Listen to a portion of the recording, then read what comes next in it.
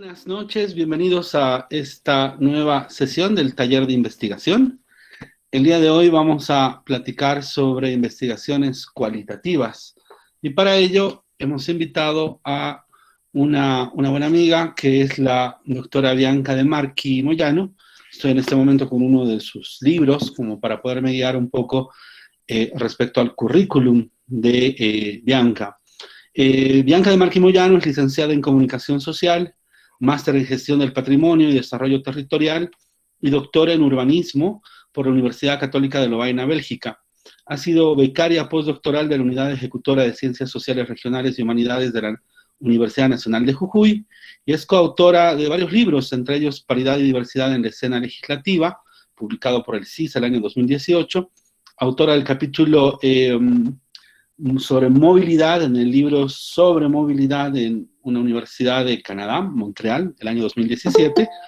Entre otros, ha sido coordinadora del dossier Caminos de la revista Transporte y Territorio de la Universidad de Buenos Aires y es autora de varios artículos y capítulos en una serie de libros. Es, por lo menos para nosotros, desde el Instituto de Investigaciones, Seminarios y Tesis de la carrera de Derecho, algo muy importante contar con Bianca De Marchi. El día de ayer les comentaba acerca de la investigación, sobre todo hablamos sobre la investigación jurídica, y pues existe por parte de muchos de nosotros en materia jurídica la necesidad de trabajar en una estrategia metodológica con métodos cualitativos que nos permitan, en cierto sentido, avanzar en la reflexión de nuestras investigaciones en materia jurídica. No todos los fenómenos jurídicos se solucionan con la norma, la doctrina y la jurisprudencia, y es por ello tan importante prestar atención a la investigación y al método cualitativo. Entiendo de que hemos trabajado de dos modos. Uno es con este Meet, donde se encuentran presentes las personas que se han inscrito a este taller, pero a solicitud del doctor Machicado, nuestro director de carrera, él nos decía de que estos talleres que son tan importantes deberían de transmitirse en el Facebook Live de la carrera de Derechos, por ello de que la unidad de sistemas que nos acompaña está transmitiendo, ha empezado la transmisión justamente de este taller de investigación en el Facebook Live de la carrera de Derecho. En consecuencia, con estas palabras de bienvenida a Bianca y con esta idea de poder hablar con ella sobre investigación cualitativa, pues le cedo la palabra. Bianca, espero que este curso pueda aprovechar de tus saberes y en consecuencia puedas dialogar con ellos. Dos elementos, estamos grabando, Bianca, tu exposición, sin embargo no vamos a grabar el área de preguntas y respuestas por razones de que de esta manera también los chicos pues pueden sentirse más libres de hacerte preguntas. Muy bien. Hay preguntas posiblemente en el chat del Meet, pero en el fondo me imagino que muchos van a encender su micrófono y te van a hacer las preguntas respectivas. En consecuencia, Bianca, pues te cedo la palabra y muchísimas gracias por aceptar la invitación. Gracias a ti, Farid. Un gusto estar con ustedes, colegas. Y bueno, voy a comenzar a compartir pantalla para dar paso a la presentación que he preparado para ustedes. Lo que voy a presentarles hoy día es un ejercicio en cierta medida comparativo, en el sentido de que yo estoy buscando que se identifique claramente cuál es la particularidad de lo cualitativo. Y en ese sentido, la particularidad de la investigación cualitativa muchas veces se pone en evidencia cuando la contrastamos, cuando la observamos en relación con otros tipos de investigación social y humana, ¿sí? Entonces, bueno, lo que les voy a mostrar ahora es justamente el desarrollo de este objetivo que comparto con ustedes, ¿no? Es establecer las particularidades de la metodología de investigación cualitativa a partir de su diferenciación y complementación con otras metodologías y de la exploración de ejemplos específicos, ¿sí? Entonces, un poco esa es la idea de esta presentación y lo que voy a hacer para esto es más o menos tocar, no de forma necesariamente ordenada, la presentación la he armado a partir de varias experiencias de aula y de clase que he acumulado en este tiempo. Entonces, lo que les voy a proponer en general es lo siguiente: la revisión comparativa de las bases filosóficas y epistemológicas de varias metodologías, de tres principalmente, ahora las voy a comentar. Después vamos a ver la revisión de algunos ejemplos claves exclusivamente cualitativos. Y después vamos a hacer un poco la crítica a los límites y a las discusiones que están involucradas en la investigación cualitativa, particularmente en ciencias sociales y humanas, ¿no? Que es de donde más o menos yo tengo más experiencia. Algunas nociones de lenguaje clave, ¿sí? Para que partamos con cierto lenguaje común que quiero compartir con ustedes son las siguientes. Por un lado, cuando estamos hablando de metodologías de investigación social y humana, en general vamos a tener tres grandes formas de abordar las metodologías. Una que es la cuantitativa, ¿no? Otra que es la cualitativa y otra que es la participativa. Estos tres abordajes yo los voy a ir comparando en esta presentación justamente. Ahora bien, es interesante que observemos que muchas veces cuando hablamos de la metodología cualitativa, vamos a tener que también se habla de métodos cualitativos, ¿sí? Las metodologías son como los grandes abordajes a partir de ciertas formas de entender la realidad, ya sea más numérica y a través de la medición, o más a través de los significados, de los discursos y de sus particularidades específicas, ¿no? Esa es la cualitativa en general. Pero vamos a ver que en la cualitativa, en este gran universo de lo cualitativo, se habla de los métodos, es decir, de diferentes formas en que se ha abordado el material discursivo, significativo, simbólico, ¿no? Del lenguaje con el que se trabaja en las metodologías cualitativas. Entonces, algunos métodos que yo les recuerdo, si es que me imagino que ustedes muchos ya los han escuchado comentar, pero varios de estos son los que ustedes van a encontrar cuando lean investigaciones sociales muy frecuentemente normados, ¿no? Por una parte está la etnografía, que viene del mundo de la antropología, del conocimiento de las culturas, ¿no? Muchas veces lo vamos a identificar con esta idea de conocer los grupos étnicos, ¿no? Así, no sé, irse a vivir unos 5 años con los yuracarés, una cosa así. Entonces, ahí estamos en el universo del método etnográfico, ¿no? Que lo usamos en muchos otros tipos de investigación, pero su origen está ahí, ¿no?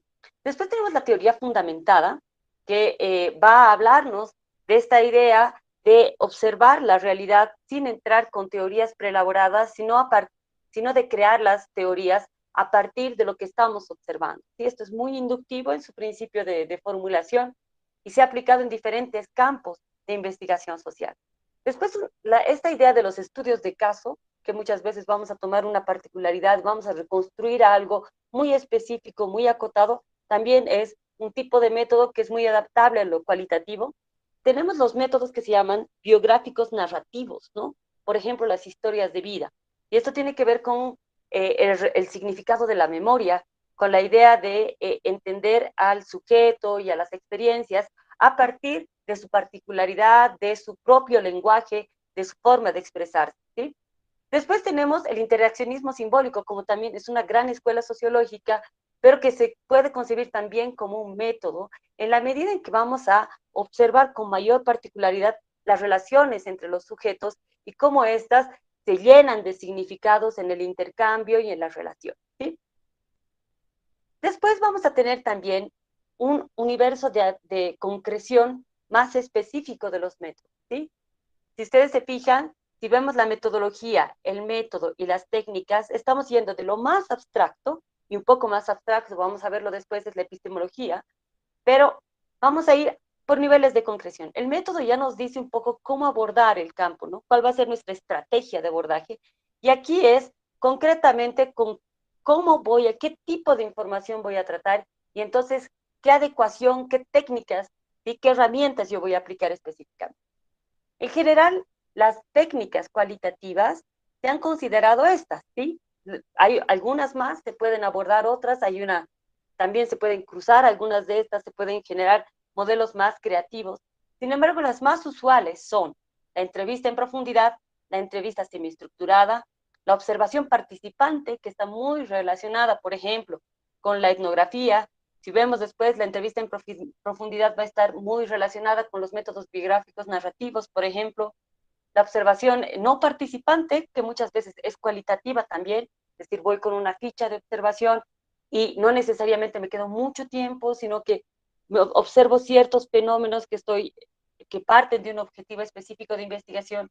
Vamos a tener los análisis de contenido cuando son cualitativos, y cuando vemos los textos y empezamos a tratar de decodificar más o menos qué nos están diciendo, qué elementos tienen como fundamentales estos textos, hacia dónde, cuál es su objetivo. Y tenemos el análisis de discurso, que es un poco más grande que el análisis de contenido general, que pone en relación textos también, pero sobre todo los contextos, los momentos sociales, históricos, filosóficos, donde se producen ciertos fenómenos sociales. Eso nos va a hablar el discurso social.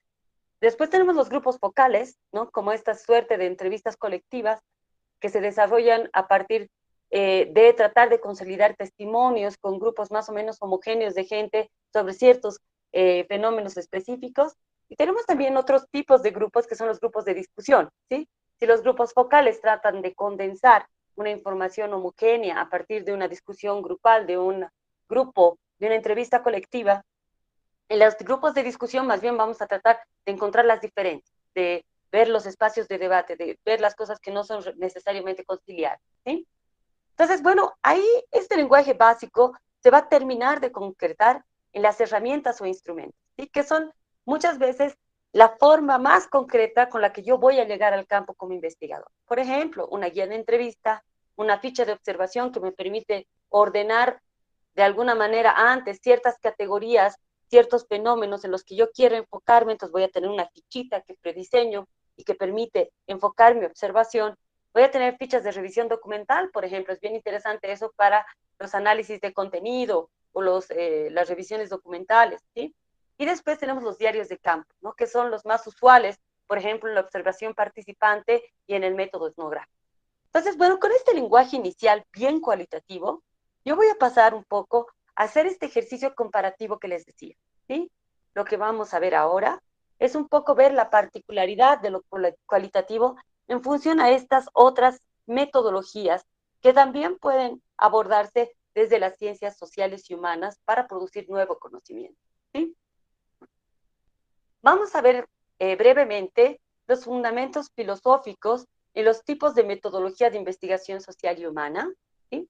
Y aquí vamos a ver estos tres métodos, ¿no? Estas tres metodologías. Por un lado, cuantitativa, la cualitativa y la participativa. Cuando vemos cuáles son los fundamentos filosóficos de lo cuantitativo, vamos a ver que en general ha estado relacionado con el positivismo filosófico de finos del siglo XIX e inicios del XX. ¿Eso qué quiere decir? ¿Por qué le decimos positivismo? ¿No? Positivismo es aquella reflexión social que buscaba imitar, recuperar todo lo que era el conocimiento de las ciencias duras, de la física sobre todo, y aplicarlo a la comprensión de la sociedad, ¿no? Esto ha sido después bastante criticado, sin embargo, vamos a ver que hay muchos elementos que se mantienen porque hay, por ejemplo, estos principios de objetividad, ¿no? De mantener la objetividad frente al objeto de estudio y tratar de analizarlo con distancia para no involucrarnos, para no tener ningún a priori respecto a este objeto que estamos analizando, ¿sí?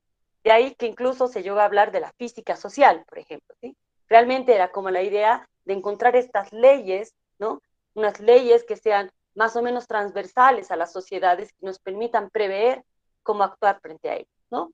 Entonces, como les digo, se enfatiza la búsqueda de la objetividad y precisamente a partir de esa búsqueda de la objetividad, la búsqueda de lo previsible en las sociedades, ¿no? Y por lo tanto, de la toma de decisiones en las sociedades. En la cualitativa, lo que vamos a tener es en general un constructivismo, al constructivismo y a la fenomenología como bases filosóficas que se dan principalmente a inicios del siglo XX, ¿no? Entonces, lo que vamos a ver es más bien otro enfoque que nos plantea valorizar la subjetividad, ¿sí? Si en la cuantitativa la búsqueda era la mayor objetividad, en la cualitativa no es necesariamente que se busca la subjetividad, sino que se la acepta, ¿no? Y que se asume que es imposible desarrollar un análisis social, una interpretación social sin dar cuenta de que finalmente las relaciones se dan entre sujetos y en la interacción. Y por lo tanto, nuestra lectura de la realidad es, como se dice, intersubjetiva, ¿sí?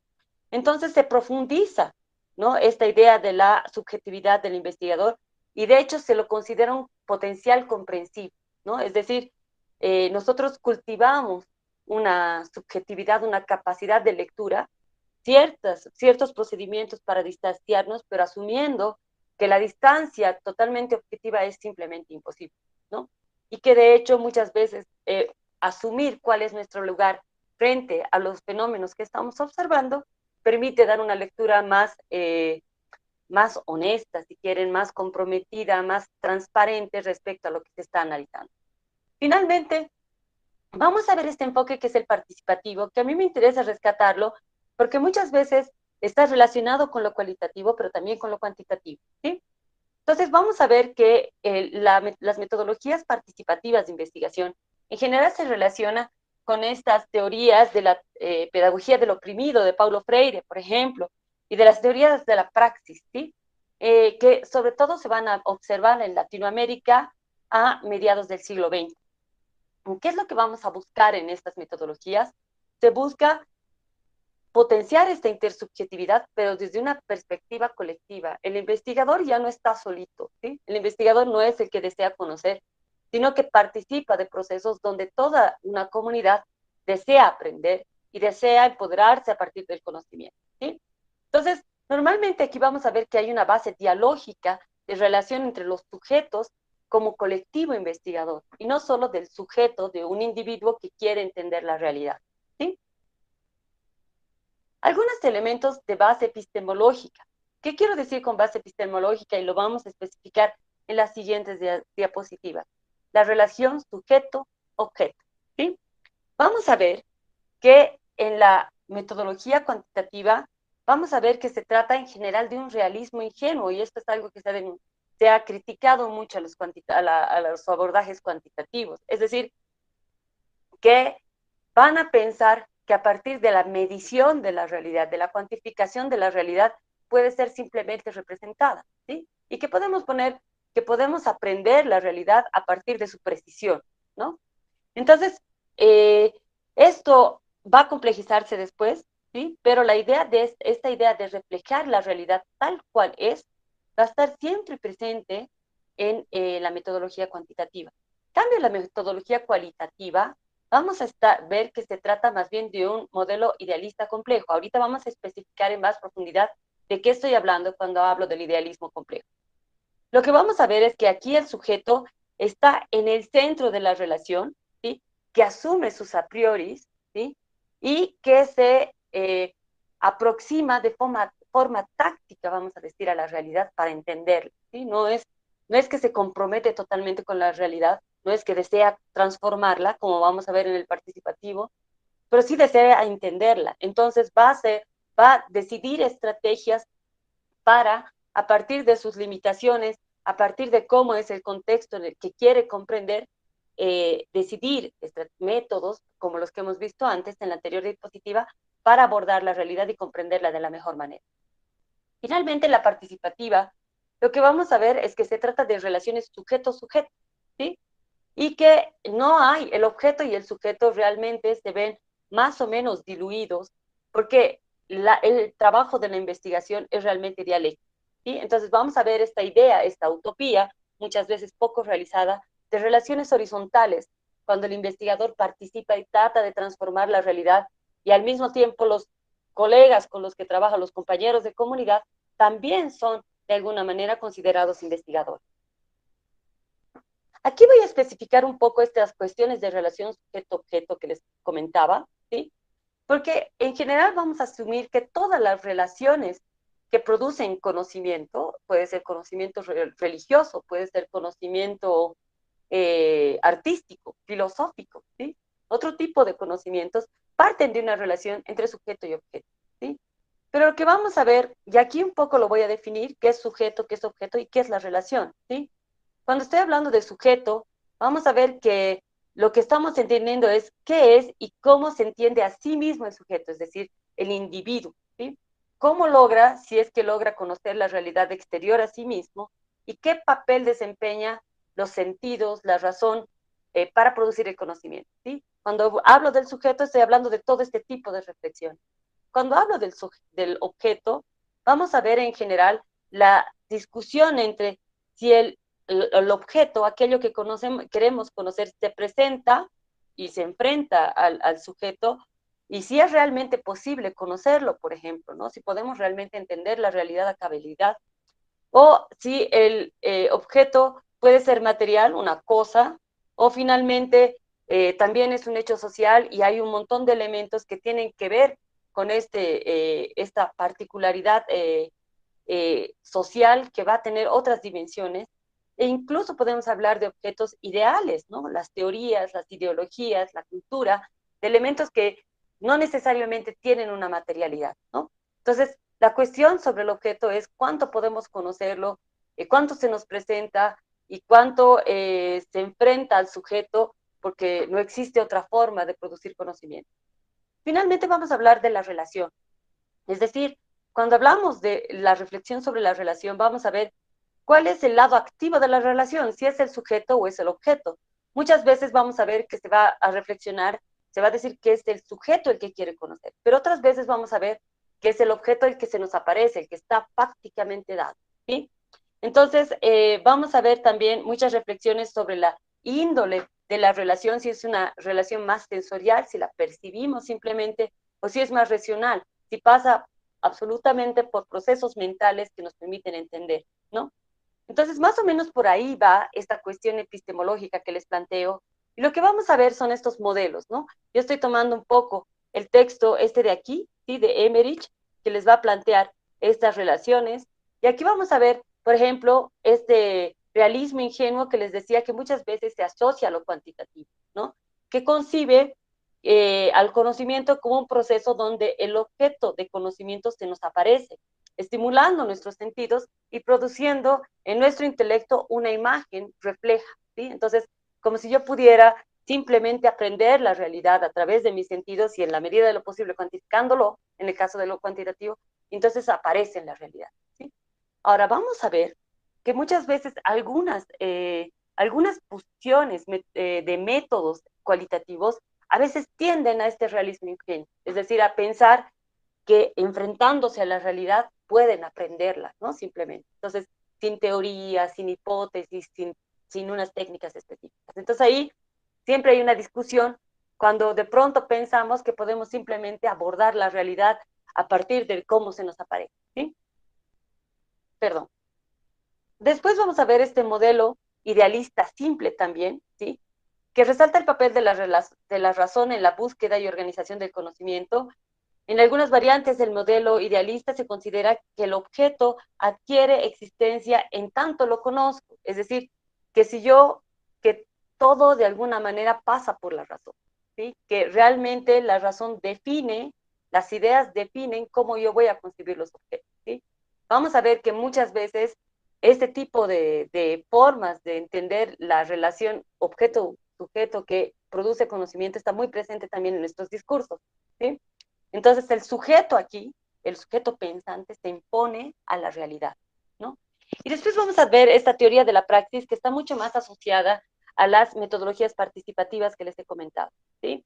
Entonces, el sujeto de conocimiento es colectivo más que individual, es una clase o grupo social, una formación social, la humanidad entera a veces, y no es simplemente un individuo aislado, y entonces concibe al objeto como estructurado en sí mismo eh, y como un movimiento intrínseco del cual hace parte, ¿no?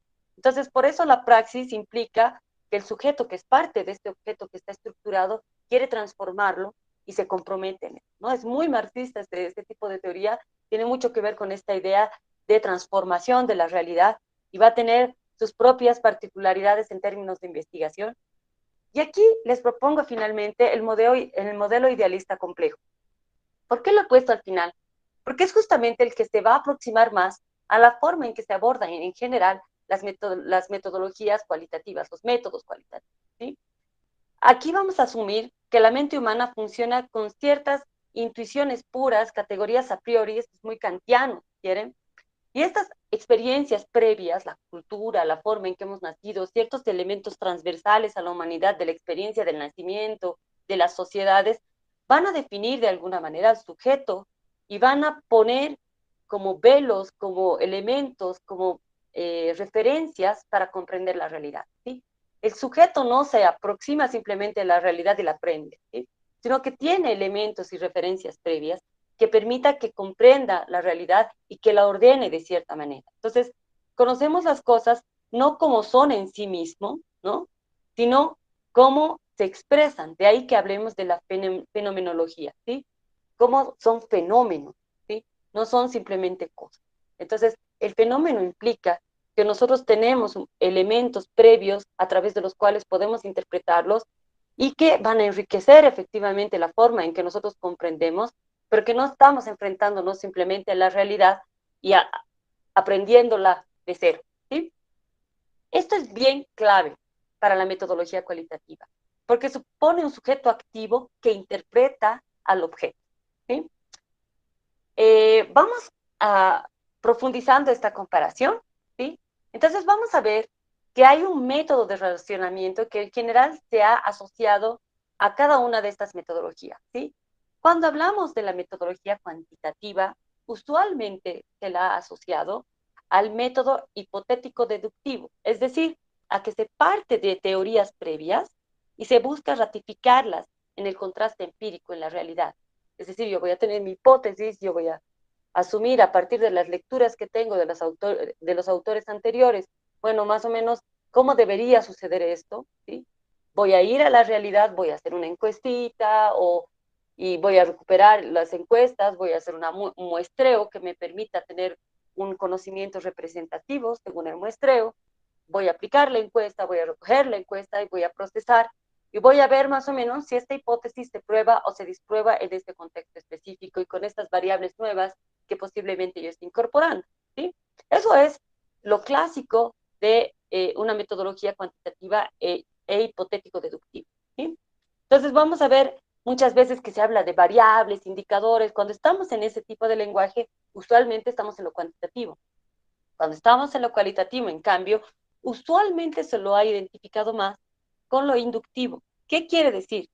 La teoría normalmente se produce durante y a partir de la observación de los fenómenos, ¿sí? Y de los fenómenos muy específicos, ¿sí? No vamos a pretender que todas las sociedades, que todos los lugares, que todas las comunidades funcionan igual. Y de hecho es más bien la diferencia, la particularidad la que nos interesa, ¿no? Entonces vamos a ir a observar esta especificidad, esta identidad única y que consideramos que tenemos que entenderla en sí misma, ¿sí? Evidentemente ahí siempre hay una discusión de cómo funciona la teoría en las metodologías cualitativas y lo vamos a ver más adelante, pero en general se ha entendido que lo cualitativo está muy relacionado con un razonamiento inductivo, ¿sí? Y después vamos a ver también cómo se asume en lo participativo, ¿sí? Se asume ambos métodos y vamos a ver que en general ambos métodos están presentes en todas las metodologías, pero en general lo participativo ha dado cuenta de un uso dialógico de ambos métodos y de hecho se va a apoyar en lo cuantitativo o en lo cualitativo de acuerdo a las prioridades del trabajo participativo. Aquí yo quería ponerles justamente un ejemplo de un procesamiento de datos a través de un software que cada vez se usa más en ciencias sociales, que es el Atlas TIC, ¿sí? Es muy vinculado a las metodologías cualitativas y específicamente a esta lógica inductiva, ¿sí? Les había hablado, cuando les he hablado de los métodos cualitativos, de la teoría fundamentada. Y cuando estamos hablando de la teoría fundamentada, es justamente este método que nos dice que nosotros podemos definir un conjunto humano, una realidad, un grupo social que nos interese, empezar a trabajar con ellos y tratar de entrar realmente sin tener preconceptos, ¿no? Sin buscar teorías que los hagan encajar, y más bien observarlos y favorecer el desarrollo de categorías a partir de lo que estamos observando y luego de teoría, ¿sí? Entonces, por eso se llama teoría fundamentada, porque nosotros vamos a ir, y esta lógica es realmente muy inductiva, muy clásica de un método de conocimiento inductivo, ¿sí? De un razonamiento inductivo. Entonces, lo que vamos a ver aquí en este software, yo se los estoy mostrando en un ejercicio que hemos hecho con una colega hace poco, cómo hemos aplicado, ustedes que están viendo aquí, esta es una página, una publicación en Facebook que levanta comentarios. Entonces, nosotros lo que hemos hecho es recuperar, haciendo una delimitación específica en un periodo específico, unas reacciones en Facebook, ¿sí? Y comentarios en Facebook. Entonces, ustedes están viendo aquí que yo me enfrento, digamos, al dato cualitativo, al dato de texto, y a un dato que no quiero numerizar, no quiero contar cuántas veces dijo quién qué, pero lo que yo empiezo a hacer aquí es poner categorías, ¿sí? Voy a ir categorizando. Este es el ejercicio a que te lleva la teoría fundamentada, ¿sí? Y este software justamente está eh, desarrollado a partir de los conceptos de la teoría fundamentada. Entonces, es bien interesante porque te lleva a este proceso inductivo de producción de la teoría, ¿no? De enfrentarte al dato cualitativo, a los significados, ir clasificándolos en categorías, como están viendo aquí. Este es el primer ejercicio que te pide el software, ¿no? Tú pones el texto, tú pones las entrevistas incluso, o pones un video, y tú vas clasificando ahí, tac, tac, vas poniendo categorías, como reducir, cada vez abstrayendo un poquito más, ¿sí? Entonces van a ver que, por ejemplo, estas categorías después conforman redes, ¿sí? Lo que te permite el software es establecer las relaciones entre las categorías en tu proceso mental, ¿no? Entonces dices, bueno, esto es, aquí como ven, yo estaba trabajando sobre las categorías de argentino, de identidad de la Argentina, de cómo los bolivianos vemos a los argentinos. Un poco ese era el objetivo de esta investigación.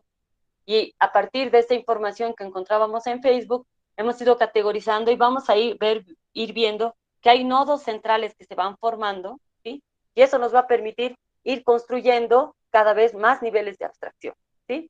Es bien interesante ese software. Todos los que estén interesados en metodologías cualitativas, hay mucho material digital para que ustedes puedan usarlo, y es altamente recomendable para este método bien inductivo y bien cualitativo, ¿no?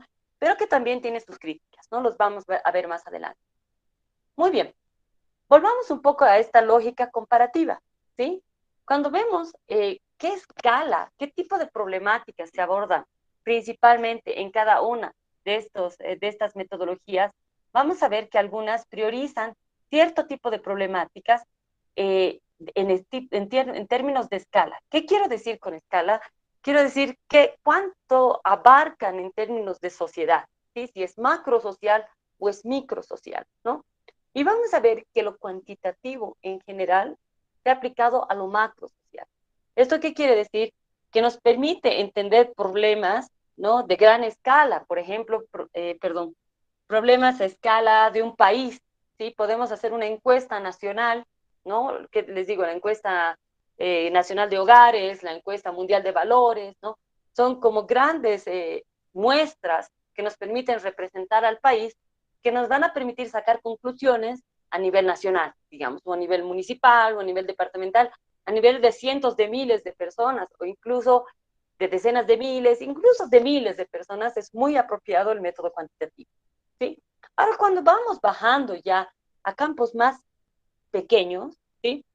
Vamos a ver que lo más usual es aplicar métodos cualitativos, ¿sí? Eso quiere decir que normalmente vamos a ver que cuando ya estamos con grupos de decenas de personas y es ese tipo de fenómenos que nos interesa observar, usualmente vamos a usar lo cualitativo. Y de hecho muchas veces van a ver que hay errores de este tipo, a veces un poco chistosos, ¿no? Te dicen 20% de la población, y en realidad son dos personas, ¿no? El 20% de la población, porque efectivamente son 10 tipos, ¿no? Entonces ahí, por ejemplo, esa es una aplicación innecesaria y que les digo, forzada de lo cuantitativo, porque a veces pensamos que las ciencias sociales deben cuantificar para ser serias, ¿no? Pero hay veces que las forzamos. Entonces, usualmente lo cualitativo es más apropiado para grupos pequeños, ¿no? Para observar cuestiones pequeñas. Aunque no necesariamente esto es así. ¿Sí? Por ejemplo, cuando vayamos a ver un análisis de contenidos, si estamos trabajando sobre texto, como han visto de rato, cuando yo he trabajado con Facebook, yo estoy trabajando sobre texto, ¿sí? Sobre las opiniones que nosotros escribimos en esta red social, ¿sí? Entonces yo puedo analizar eso. Pero si estas opiniones yo las empiezo a cuantificar, aunque sean en un grupo pequeño, ¿sí? Yo voy a estar en este enfoque, en esta metodología cuantitativa, ¿sí? aunque mi material es cualitativo. Si yo cuento cuántas veces dicen qué, yo estoy cuantificando, ¿sí? Y muchas veces en este tipo de análisis que parten de texto, vamos a ver que podemos usar esta metodología cuantitativa y que puede ser apropiada. Pero muchas veces vamos a usar también metodologías cualitativas cuando hablamos de problemas que tienen un alcance de escala nacional. Por ejemplo, que les digo, la producción de discursos, por ejemplo, de un partido político o de un gobierno, sí tiene un efecto que puede tocar todo un país, ¿no? Eso es de escala nacional y yo puedo abordarlo de forma muy cualitativa, ¿no? Entonces, muchas veces, esto que les digo, que lo cuantitativo es más macro social y esto es micro social, tiene sus variaciones, ¿sí? Y aquí vamos a ver lo participativo, en cambio, en general, y aquí sí es mucho más tácito, sí está mucho más explícito. Normalmente se aplica a una escala comunitaria y de colectivos sociales reducidos, ¿sí? ¿Por qué? Porque lo participativo va a implicar compromiso de las personas y conocimiento y confianza. Entonces, normalmente no se puede aplicar en cualquier tipo de comunidades, ¿no? Necesitamos comunidades de proximidad. Esas son las diferencias, ¿sí? Aquí les muestro un ejercicio que yo hice para mi tesis doctoral, ¿sí? A modo de ilustrarles cómo una metodología cualitativa, ¿sí? Un tipo de análisis cualitativo, puede aplicarse a fenómenos que normalmente se convierten en macros sociales, se convierten de escala nacional, ¿sí? Lo que yo hice aquí fue un análisis de actores, ¿sí? A partir de lecturas. Yo hice, en el periodo que había el conflicto del TIPNIS, coleccioné casi todos los documentos que habían sido publicados, las expresiones públicas, los textos, ¿no? Me hice como una lectura y usualmente la principal metodología cualitativa, la forma de procesar el dato cualitativo cuando yo hago una revisión documental es evidentemente trabajar con el texto, empezar a subrayar y ver más o menos qué categorías aparecen, como han visto que se hace con el Atlas TI. En ese tiempo yo no tenía Atlas TI, entonces lo hacía un poquito más artesanal, entonces me ponía a subrayar con diferentes colores, ¿no? Y establecía más o menos qué actores están participando en este texto, quién escribe, desde dónde escribe este texto, ¿sí? Este tipo de análisis que se hace sobre material documental es tremendamente cualitativo, ¿no? Y pasa por una lectura y rayar los textos, poner post-its, ¿no? Cuando lo hacíamos de forma más artesanal. Ahora, como han visto, hay software, ¿no? Entonces, lo que yo hice fue organizarme más o menos una línea de tiempo y lo que les voy a mostrar es la línea de tiempo que yo construí justamente para el conflicto del TIP, ¿no? Entonces, este era más o menos una escala de poder, si quieren. Aquí ponía la gente, los actores que yo veía que ganaban mayor poder, mayor capacidad de influencia en la realidad que observaba. Aquí tenían, los que estaban más abajo tenían menos capacidad de influencia, menos relaciones con los demás, menos acción sobre los demás, menos actuación significativa sobre los demás. Y aquí tenía un eje, este eje horizontal, que eran los que estaban en contra del proyecto carretero, y aquí es lo que estaban a favor del proyecto carretero. Entonces, mi idea, a partir de estas lecturas y de cómo yo encontré los actores, cómo fui acumulando en el tiempo estas lecturas, ¿no? Como veía que se habían evolucionado, eh, fueron organizándose así, ¿sí? Y aquí tenía varios símbolos con los que veía si tenían relaciones de oposición entre ellos o si tenían lo que yo llamaba tensiones técnicas, es decir, que tenían contradicciones sobre lo que querían hacer, pero en términos de administración del espacio, del territorio, ¿sí? Entonces ahí vamos a ver que a un principio, en un primer momento, generalmente estaban muchos actores a favor de la carretera. Después vamos a ver que se van ya dispersando y que van apareciendo actores más poderosos, ¿no? El financiador brasilero de la carretera, vamos a tener aquí un poco los profesionales, las empresas constructoras, ¿no? Vamos a ver los profesionales vinculados a temas ambientales, ¿no? Que van apareciendo. Aquí tenemos las autoridades, ¿no? Y después íbamos viendo que el conflicto iba incrementándose, ¿no? Cuando ustedes vean estos rojos y estos amarillos, era para mí la forma de significar que el conflicto se había incrementado y después íbamos a ver que ya vamos a encontrar estas tensiones y donde ya la discusión alcanzaba una escala nacional, es decir, ya no tenía una incidencia solamente en el lugar, sino que realmente estaba en una diversidad de actores que planteaban su posición, ¿no? Tenemos autoridades nacionales, tenemos administradora, la ABC, ¿no? Aquí del otro lado tenemos los profesionales en temas ambientales, las ONGs ambientales, tenemos varias subcentrales, la misma CIDOB, ¿no? La Federación del Trópico, al otro lado, a favor de la carretera. Entonces, este tipo de organizaciones más, si quieren, a partir de material documental, por ejemplo, y yo había hecho también algunas entrevistas, me permitían organizar de esta manera el conocimiento, ¿sí?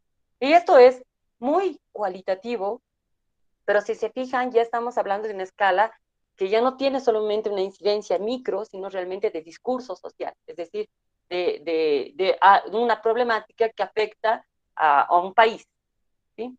Aquí en el mismo documento yo les muestro, bueno, esta es la última diapositiva que tenía, el último momento después de la consulta previa, incluso donde veíamos ya el conflicto totalmente polarizado. A partir de ese mismo ejercicio, lo que yo hice fue proponer lo que entendía como cadenas de significantes, es decir, cadenas de discurso con ciertos términos que aparecían frecuentemente tanto en las entrevistas de los actores como en el material documental que yo estaba observando. Y entonces ahí, por ejemplo, había una cadena de significantes que yo le decía la cadena institucional, es decir, cuando la gente hablaba de ciertas normativas o decía, no, la ley tantitos, hay que hacer la consulta, ¿no? La ficha ambiental, la constitución, ¿no? Esta referencia a qué es el Estado plurinacional y por supuesto los elementos negativos, la corrupción como algo que va contra la institucionalidad, ¿no? Y bueno, todos estos elementos que estaban ahí dando vueltas en los textos que se compartían en ese momento histórico. Después vamos a ver que yo proponía, otra cosa que propuse fue una cadena asociada al modelo de desarrollo, es decir, a cómo pensábamos que iba a desarrollar al desarrollo en términos de desarrollo social, ¿no? Y vamos a ver, y ahí vamos a ver que estos proyectos de desarrollo van a tener que ver con estos actores, que son los actores que quieren más económicos, ¿no? Los madereros que parecían por ahí, el narcotráfico como un actor económico medio clandestino, el mismo Estado plurinacional, los beneficios asociados a un proyecto, ¿no? Esta idea de desarrollo sostenible, esta idea de vivir bien, ¿no? Que está ahí como pugnando también, y todos los actores asociados, ¿no? Indígenas, ONGs, ¿no? Actividades extractivas. Después veía esta candela ambientalista, ¿no? Ven también otros actores que se asociaban a esta discusión sobre el medio ambiente como tal, que estaba muy presente en esta problemática. Y después vamos a ver también esta cadena asociada a lo indígena, es decir, a qué era lo indígena, quiénes son los indígenas, quiénes tienen derecho al territorio indígena, ¿no? Y ahí aparecían todos estos elementos que ustedes están viendo, con palabras que se encadenaban en ciertos discursos, ¿no? Y finalmente, esto yo también lo ordené en momentos, ¿sí? Entonces, si vemos esto en términos temporales, un primer momento general estaba asociado a la cadena discursiva del modelo de desarrollo, es decir, cuando vemos el primer momento de las relaciones de los actores, lo que vamos a ver que los actores querían desarrollo, usualmente se hablaba, por eso los veíamos todos más a favor de la carretera, querían este desarrollo y en términos tradicionales de desarrollo, es decir, yo quiero acceder a educación, yo quiero que llegue salud, ¿no? Ese era el primer, cuando se habló de la carretera en un primer tiempo, se habló en este sentido. Y vamos a ver que después los que van a entrar en pugna, en general, los que van a poner en conflicto este discurso de desarrollo un poco simplista, si quieren, vamos a tener más progreso, ¿no? Son dos cadenas, por un lado la ambientalista y por otro lado la cadena indígena, ¿no? Estos dos discursos son los que van a poner en tensión justamente esta idea un poco desarrollista, un poco modernista de cómo debería funcionar una carretera. Y después vamos a ver que lo que más primaba al final, como una intención de resolver el conflicto, era justamente esta cadena institucional, ¿no? Lo que vamos a ver al final era justamente la consulta previa, hacer una ley de tantos, tratemos de, ¿no? Entonces, un poco esta organización era lo que yo tomé a partir de esta suerte de análisis de discurso.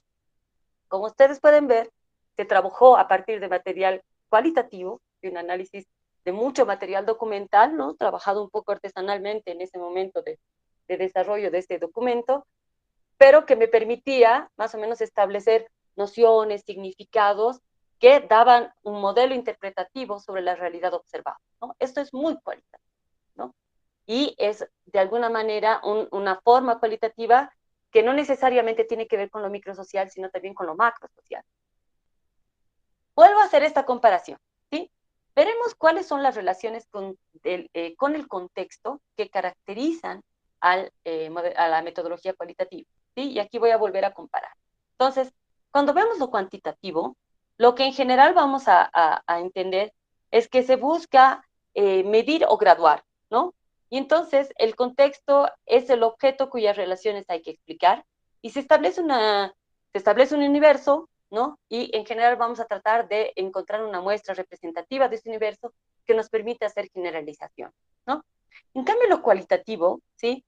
Eh, es un conjunto de sujetos a observar. Usualmente vamos a observar a los otros o vamos a observar este tipo de material documental que les mostraba y se busca una delimitación significativa de ese otro, ¿no? Que se analice en profundidad, ¿no?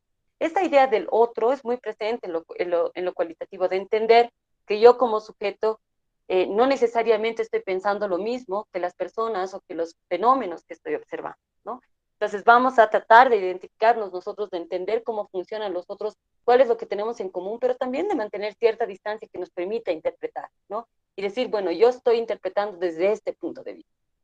En lo participativo, en cambio, los actores con los que se comparte y se desarrolla la investigación-acción son el contexto donde se quiere actuar y sobre el que se quiere investigar y se quiere actuar, ¿no?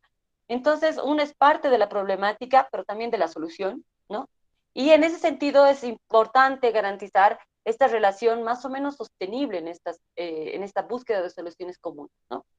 Y como se darán cuenta, son modelos bastante diferentes. Y en lo cualitativo vamos a tener también esta expresión cuando veamos cómo se asume que van a ser útiles los resultados, ¿sí? Cuando vemos lo cuantitativo, en general vamos a tener una producción de documentos expositivos, ¿no? Vamos a tener gráficas, vamos a tener tablas, ¿no? Eso es lo que asociamos a lo cuantitativo. La exposición de los textos va a ser muy esquemática y lo que se busca, ¿no? Es incidir en la toma de decisiones, sobre todo para la planificación, ¿no? Muchas veces para el mercadeo o muchas veces para la estrategia política, ¿no? Entonces, por eso la encuesta, así como modelo de encuesta ¿qué les digo? Las encuestas electorales, ¿no? Cuando estamos en los procesos eleccionarios, cuando estamos entrando a un proceso de este tipo de votación, ¿no? Siempre son como el prototipo de lo cuantitativo, ¿no? Que usualmente se asume que te ayuda a tomar decisiones, que tiene una muestra representativa, con todas las limitaciones que se implican, ¿no? En cambio, lo cualitativo, normalmente se producen documentos vívidos, ¿sí? Y esto es bien interesante porque se va a enfatizar mucho en el testimonio, ¿no? En la voz de la gente, en recuperar el texto, en ver que esté reproducido de alguna manera con la mayor textura posible, ¿sí? Entonces se busca facilitar la comprensión de realidades locales y específicas para que otros hagan cambios si corresponden, ¿no? Y eso es algo que muchos se lo critica a lo cualitativo, si quieren. Muchas veces, como son realidades tan particulares, tan específicas, a veces dices, bueno, o sea, lo cuantitativo te permite tomar decisiones como macro en general, ¿no? En lo cualitativo a veces tiene como este límite, ¿no? Estamos entendiendo muy bien realidades muy complejas, pero muy chiquitas muchas veces, ¿no? Aunque también permite conocer esta diversidad de realidades, ¿no? Y justamente la idea de pluralidad se va a asociar a esta comprensión de esta complejidad muy particular, ¿no? Muy en profundidad. En lo participativo, en cambio, y esta relación es importante diferenciarla, vamos a ver que el contexto es esencial en el desarrollo de la problemática investigar, de las técnicas también, y de la recolección de datos, y por eso los textos que normalmente se producen y los cambios que se producen son en contacto con los actores sociales, ¿sí? Entonces aquí, normalmente vamos a hablar, por ejemplo, de los procesos de sistematización, ¿no? Donde registramos cómo se ha transformado la realidad y lo ponemos en un texto que más o menos se puede tomar como teoría y muchas veces se puede replicar en otros contextos, aunque no necesariamente porque cada uno es específico. Vamos a ver ya la aplicación de técnicas, ¿sí? Vamos a comparar también aquí la aplicación de técnicas cuantitativas, cualitativas y participativas, ¿sí? Cuando hacemos una metodología cuantitativa, lo que vamos a tratar es de que sea lo más distante y estructurado posible, de tal manera que justamente reduzcamos la subjetividad, ¿no? Entonces se aplica a través muchas veces de fichas, de encuestas, ¿no? De elementos preestructurados que hagan la aplicación lo más eficiente y lo más amplia, ¿no? La encuesta es como el prototipo, porque la vamos a aplicar un montón de veces, está estandarizada, y normalmente tratamos de que sea lo más cerrada posible en sus respuestas, si no, o números, una escala con números, algo muy, muy práctico que nos permita un procesamiento muy fácil también, ¿sí? Porque además pretendemos llegar a una gran extensión de población, ¿no? Pero cuando estamos en lo cualitativo, esto no tiene sentido, ¿sí? Lo que nos interesa es la profundidad, ¿no? De ahí que vamos a priorizar esta lógica etnográfica que busca registrar las cosas en su contexto y que implica una importante y determinada extensión de tiempo. Esto es claro, ¿no? Mientras más etnográfico pretendemos que sea nuestra exploración, más tiempo implica, ¿no? Entonces necesitamos meternos realmente en estos universos y entenderlos en profundidad. Muchas veces, particularmente las metodologías etnográficas implican un traslado, una inversión, son caras, ¿no? Son caras. Por eso a veces las metodologías cualitativas que trabajan con textos son un poco más baratas, porque irse a vivir con una comunidad y estar no sé cuánto tiempo y, ¿no? Generar una forma de vida ahí implica una inversión, ¿no? Por lo menos de tiempo y muchas veces también monetaria, ¿no? Y después vamos a tener las metodologías participativas, que en general van a ser interactivas y comprometidas y que buscan producir cambio, evidentemente, por lo que permite que los actores del grupo anoten sus impresiones, sus observaciones, muchas veces consensuadas en espacios colectivos y comunitarios, ¿no? Entonces vamos a ver que este tipo de observación son las que vamos a ver de diferente manera. Y cuando veamos aquí una observación cualitativa, yo les invito a ver esta de acá. Si me permiten, se me ha puesto este cartelito encima, lo voy a ocultar un segundito porque si no, no voy a poder leer la cita. Este texto que les estoy proponiendo revisar es un texto de Diego Villar, es un texto bien etnográfico, ¿no? Diego Villar ha trabajado con este grupo que son los Chacobos. Me parece que hay nomás, ¿sí? Que son los chacobos, y lo que va a trabajar en este artículo específico es el humor de los chacobos, ¿sí? Entonces, él nos va a decir eh, un poco cómo ha pasado todo este tiempo en una observación participante súper intensa, ¿sí?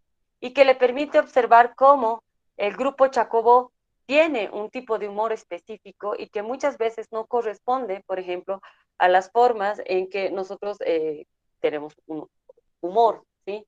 Entonces, él va a contar, él aquí, por ejemplo, si ustedes ven la cita, él dice que maltratan a los animales muchas veces y que la forma del maltrato a los animales del bosque realmente les produce mucha risa, ¿no? Y aquí en la imagen lo que se ve es justamente una niña chacobo que está jugando con un monito, pero tienen unos monitos a los que de verdad los maltratan y se matan de risa, ¿no? Y un poco es muy bello este texto, yo les pongo aquí la cita para que ustedes lo revisen, además está escrito de una forma muy personal, y esto es muy clásico de un producto de observación cualitativa, ¿sí?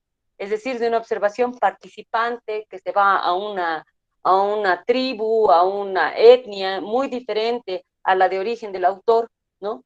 Que lo observa en detalle, que lleva un diario de campo permanente y que permite observar justamente estas diversidades, estas particularidades tan específicas y tan crudas en muchas circunstancias, ¿sí? Y que cuando está muy bien hecha una investigación cualitativa de este tipo, una etnográfica de este tipo, nos va a permitir entender realmente la diversidad de la humanidad en principio, ¿no? Y cómo se expresa de diferentes maneras, y a veces romper mitos que tenemos, ¿no? Por ejemplo, este mito del buen salvaje, ¿no? Que siempre tiene una relación armónica con la naturaleza, y bueno, en este caso, digamos, un poco que rompe este esquema y te permite ver un poco con más crudeza la relación de este grupo social, al menos en términos de humor y en términos de aproximación con sus animales domésticos, ¿sí? Veamos un poquito la aplicación de las técnicas relacionadas con las opiniones, ¿sí? Si la observación nos permite, en general, aplicar estos diarios de campo en la investigación cualitativa, cuando veamos las técnicas vinculadas a las opiniones, vamos a tener otro tipo de aplicación, ¿sí? Por ejemplo, vamos a tener muchas veces en la cuantitativa, se caracteriza por este registro estandarizado, ¿sí? Pero cuando veamos lo cualitativo, lo que vamos a ver es en general que se toman entrevistas en profundidad, ¿no? Y vamos a tener estas técnicas que son muy de conversación, de conocer al otro, de escuchar su palabra, y que nos permiten comprender de manera amplia cómo una persona piensa, cuál es su memoria y cuál es su propia versión del mundo, ¿sí?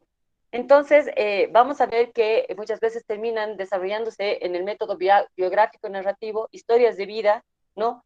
Donde se prioriza el significado y la interpretación, ¿no? Muchas veces también vamos a ver que se puede desarrollar grupos focales o de discusión, vamos a ver algunos ejemplos ahora, que permiten justamente cualificar y entender las particularidades de un momento histórico, de un grupo social frente a la realidad. Entonces, después vamos a ver que la metodología participativa, cuando trabaja con opiniones, también tiene una aproximación diferente porque se va a priorizar la voz colectiva. En cambio, en la metodología cualitativa, la forma en que se expresa el sujeto es la clave, ¿sí? Aquí yo les muestro una investigación realizada con metodología cualitativa, casi exclusivamente, no exclusivamente, pero casi, y que se llama Se necesita empleada doméstica de preferencia cholita. Yo aquí les pongo justamente la página web de donde pueden descargar esta investigación, el libro que muestra el desarrollo de esta investigación, que ha sido desarrollada en el contexto del Programa de Investigación Estratégica Bolivia, el PIE, ¿sí? Y este documento realizado en Chuquisaca es una investigación hecha en Sucre, bien interesante y bien cualitativa, ¿no? Es una investigación realizada principalmente por psicólogos y a mí me interesaría mostrarles un poco esta aplicación, ¿sí? De este texto, ¿no? Entonces, por ejemplo, aquí se desarrollan entrevistas, entre otras técnicas, entrevistas en profundidad, ¿no? Entrevistas abiertas, y dada el tema que estaban trabajando, es decir, el trabajo doméstico, ¿no? Les muestro un poco esta cita, ¿no? Dice, la pregunta fue, por favor, ¿podrías recordar o contarme un momento en el que te hayas sentido mal en tu trabajo, un momento feo en tu trabajo? Los relatos surgidos, por lo general, difíciles de contar y relacionados con experiencias traumáticas de abuso sexual por parte de padres, abuelos o hijos de la familia empleadora, mostraron que era pertinente ahondar este tema poco explorado, recurriendo a láminas inductoras. Yo he escogido este fragmento porque esa idea de trabajar con láminas inductoras es bien interesante, ¿sí? Cuando trabajamos con entrevistas cualitativas, muchas veces se puede trabajar con preguntas, con cosas, pero dado que este grupo, además, el equipo de investigación, tenía un fuerte componente psicológico, ellos usaron esta idea de las láminas inductoras, entonces le mostraban una lámina, ¿no? Y a partir de las reacciones de la lámina empezaba a profundizar la conversación, ¿sí? Entonces fue sorprendente encontrar la recurrencia de episodios traumáticos, ya sea por experiencia propia o de alguna amiga, llegando a considerar el abuso sexual como un gaje del oficio. Esto, que puede parecer una ironía, deja de serlo cuando se advierte lo común de esta experiencia sin que traiga consecuencias negativas para los empleadores. El culpable difícilmente será castigado, mientras que las trabajadoras, si lo denuncian, se arriesgan a que no les crean, las culpen o por último las despidan, ¿no? Entonces, bueno, este es un fragmento que a mí me parece súper interesante para entender cómo una entrevista en profundidad puede encontrar formas alternativas para dar paso a nuevas expresiones, ¿no? Y que tiene mucho que ver con esta idea de metodologías cualitativas que se van armando en técnicas de acuerdo a cómo se quiere entender al sujeto, a su particularidad. Aquí les muestro una aplicación de grupos focales, igual lo he tomado del PIEP, del mismo lugar, ustedes pueden consultar esta. Van a ver que es una investigación de un fenómeno que un poco ha pasado de moda, si quieren, ¿no?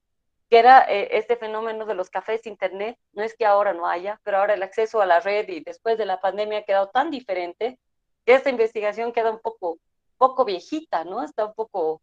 Sin embargo, les invito a verlas, sobre todo para ver poco la aplicación metodológica. Es una investigación muy cualitativa y aquí les presento justamente un fragmento del texto que he seleccionado para ustedes, ¿no? Que es justamente el diseño metodológico, ¿no?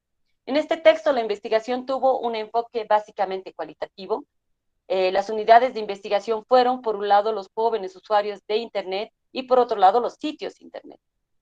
Como instrumentos de investigación se utilizaron los siguientes: una encuesta por enumeración completa, censo de 47 sitios de las zonas de estudio, observación participativa relacionada con las características de funcionamiento de los sitios de Internet y sus usuarios jóvenes, es decir, seguramente se han ido a estacionar, a meterse a los sitios de Internet, los investigadores se han puesto toda la mañana y toda la tarde a observar, ¿no? Y ellos mismos a participar en la dinámica, ¿no? Eso quiere decir una observación participante, ¿no?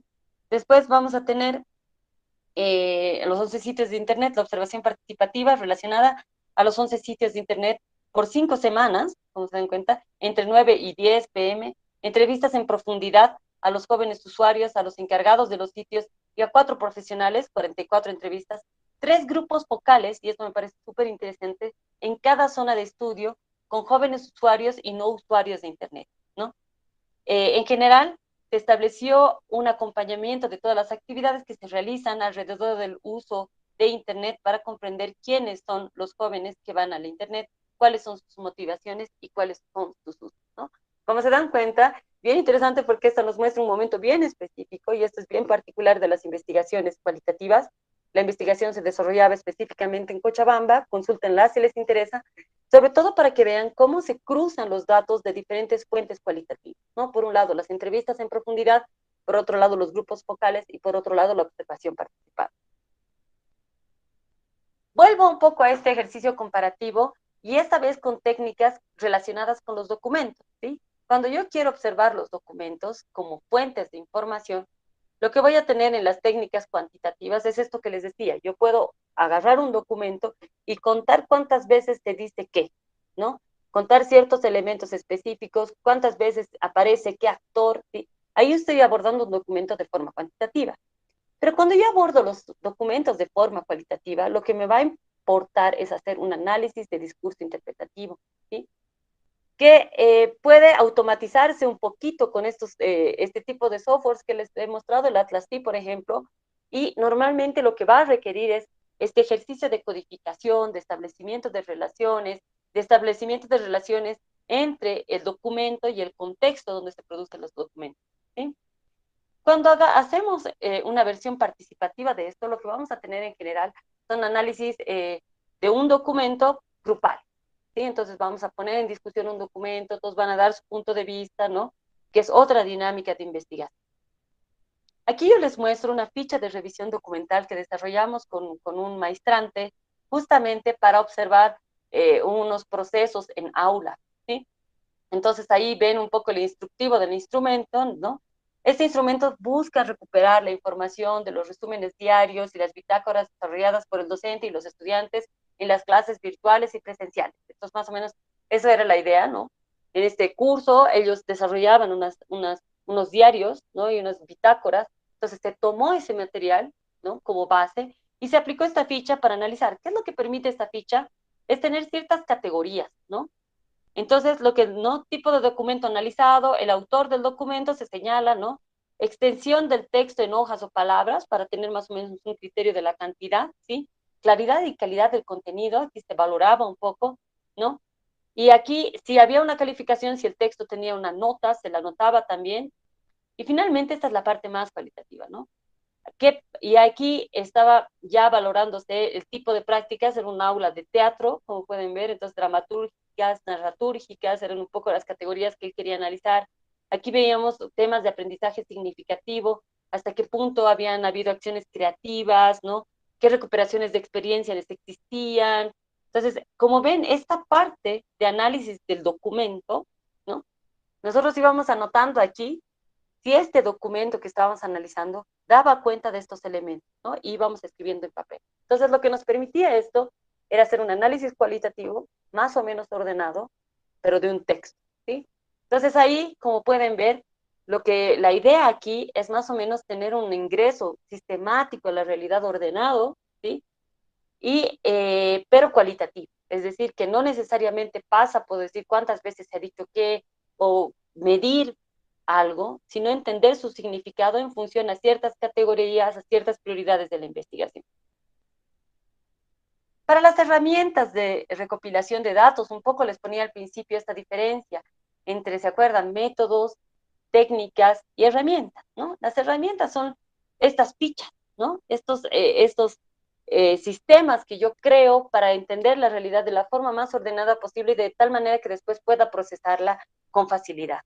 Entonces, lo que voy a ver es que lo cualitativo, como tengo mis boletas de encuesta, tengo fichas estandarizadas, lo que voy a priorizar es que sea lo más automático posible. Entonces, que haya, por ejemplo, la menos cantidad de texto y que sea lo más de selección cerrada, ¿no? Muy automatizado. Lo que nos interesa aquí es hacerlo lo más eficiente posible. En cambio, lo cualitativo no, ¿sí? En lo cualitativo en general voy a priorizar estos espacios que han visto en la anterior ficha, donde yo puedo expresarme en texto, yo puedo escribir largo y puedo dar mi impresión, ¿sí?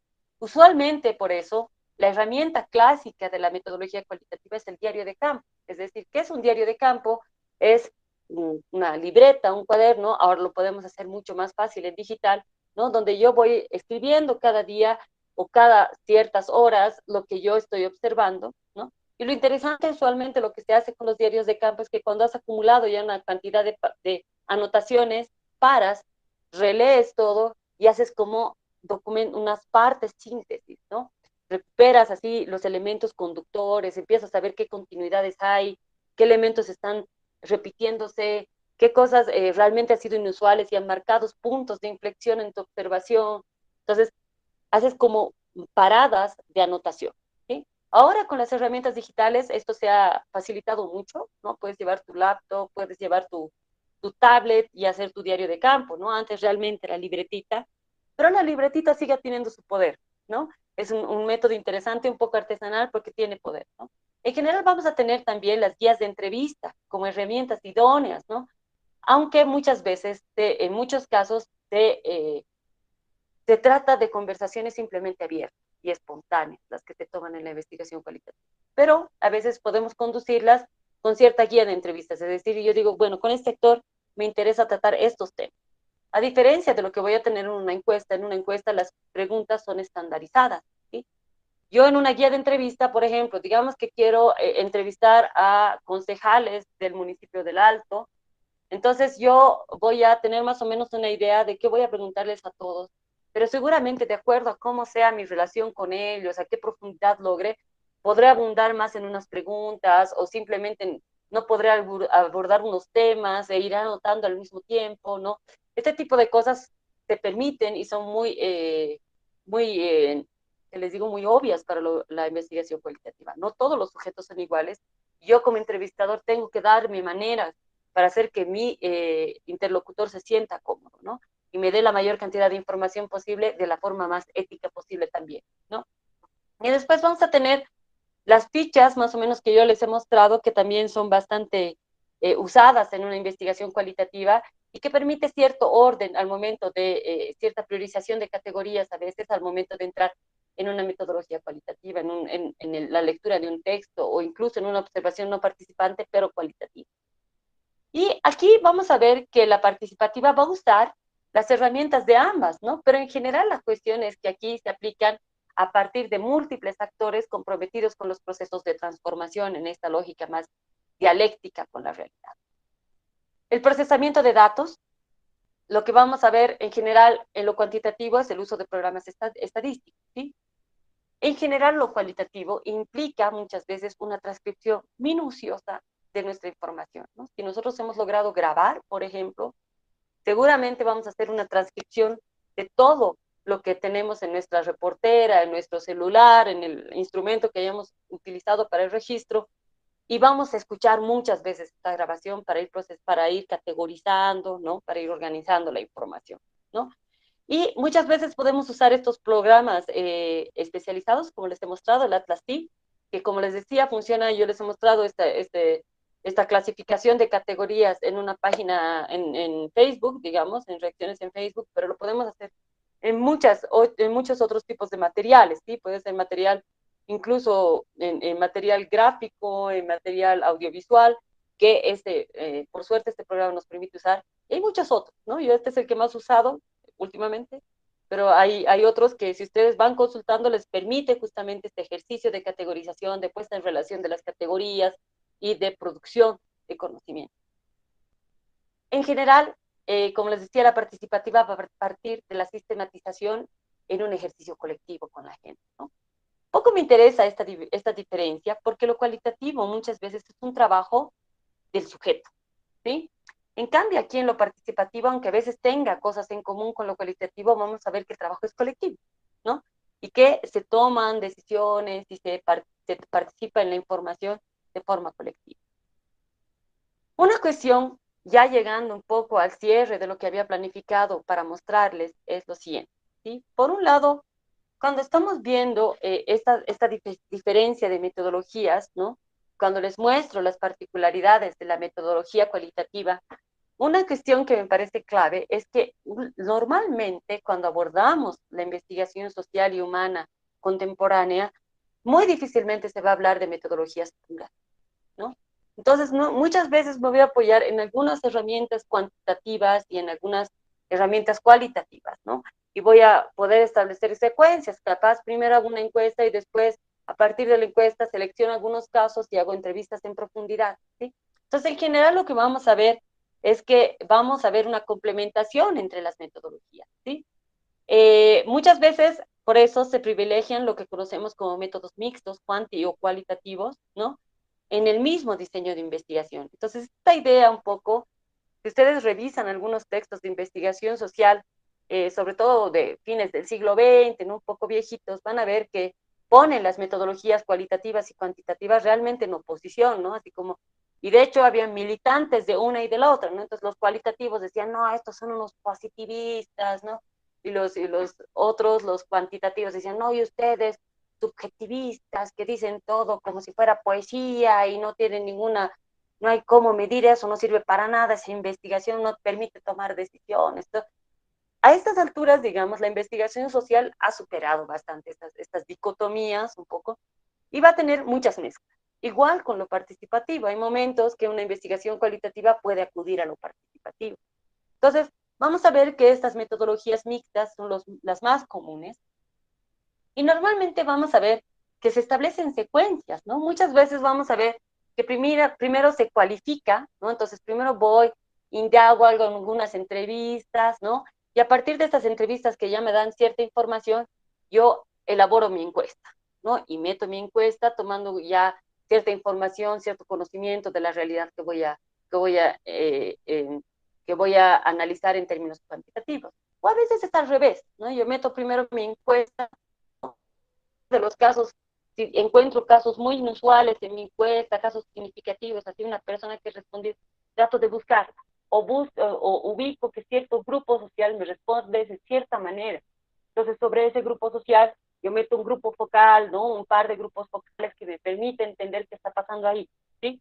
Entonces, muchas veces vamos a establecer secuencias de investigación que tengan lógica y que nos permitan, de acuerdo a nuestro objetivo, de acuerdo a nuestra prioridad, complementar lo cuanti y lo cualitativo. Y cuando estamos hablando de estas investigaciones participativas, ¿no? Vamos a ver que muchas veces aplican lo cuantitativo y lo cualitativo en función a esta idea de transformación social. Entonces vamos a ver que muchas veces la investigación-acción, cuando parte de esta idea participativa, cuando convoca a esta comunidad y buscan transformar, muchas veces van a decir, bueno, haremos, entre la comunidad se decide, creo que hay que hacer una encuesta. Entonces llaman a un especialista o le encargan al técnico, por favor, vamos a elaborar una encuesta de este tipo y meten la encuestita, procesan y esa información le permite a la comunidad tomar decisiones, ¿no? Entonces ahí vamos a ver que hay como complementos, pero lo mismo va a pasar con lo cualitativo, ¿no? Por ejemplo, si hacemos estos análisis de documentos, se le encarga a alguno o se parte de, a ver, hay que revisar estas leyes, el conjunto de leyes se meten fichas o, que les digo, procesos de saneamiento, que más o menos queremos analizar, bueno, qué está pasando en este proceso de saneamiento.